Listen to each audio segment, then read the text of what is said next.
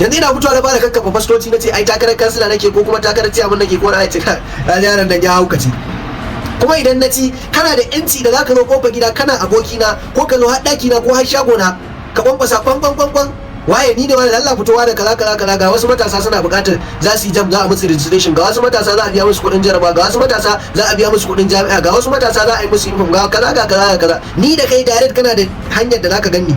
Amma yau ana cin zaɓe shi kenan ba kai ba wani wakilinka na tarayya, ba kai ba wani wakilinka na jiha, ba kai ba ciyaman ɗinka, ba kai ba kansila, gwara ma wannan na ƙasa ana ɗan iya samun dama a gansu. Amma sauran fa ni tun da aka yi zaɓe billahi lazi sau ɗaya na ga wakili na majalisar tarayya na Dala Local Government, sau ɗaya na ganshi kuma shi ma a Rumani, sau ɗaya na ganshi ba ma ɗan majalisar jata ni ban taɓa ganin shi ba ma in ganshi gani gashi ni ban taɓa ganin shi ba, kawai sai dai ji a jarida dai ji a rediyo.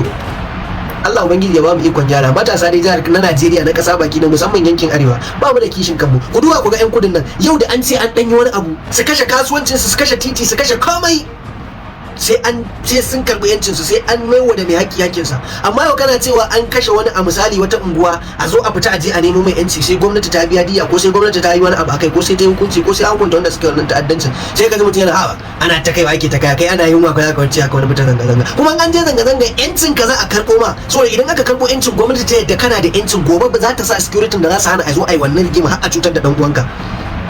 Amma mu shi kenan yau da ka dan daga ka ce justice for one ya ce yage ga can ya haukace, shine ba kawai abin da muka iya. Mutum da wani ba su san wakilansu ba, wani bai san waye ciyaman ɗinsa, wani bai san waye dan majalisar su na jiha ba, bai san waye dan majalisar, wallahi da yawan mutane daga shugaban kasa sai gwamnan garin suke sani, mafi yawancin mutane.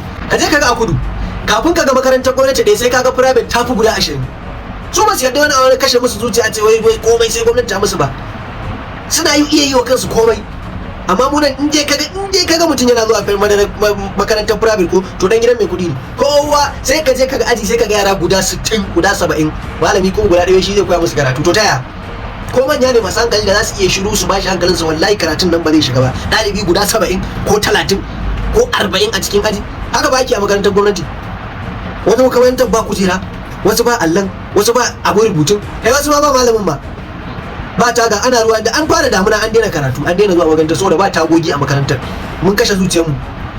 Saman dama silin di ya burme ya babbare kwano dama ba ma yadda la'ima, ana rana ma ba shaji tana yi an tashi ma ba tashi ba, ɗaliban ajin duk za su gudu. Sai a ce shugaban kasa ne zai gyara wannan janye subsidy din man fetur da aka yi. Billahi lazi ku tuhumu gwamnoni, wallahi sun fi kowa amfana da jin daɗin janye wannan subsidy din. Wanda bai sani ba ya sani.